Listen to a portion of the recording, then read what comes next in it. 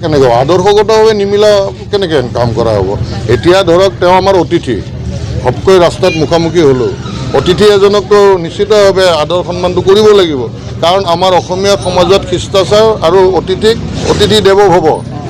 সেইখিনি আমাৰ অতিথি এজনক ঘপকৈ ৰাস্তাত পালোঁ নিশ্চিতভাৱে তেওঁক মই শিষ্টাচাৰ থকা মানুহ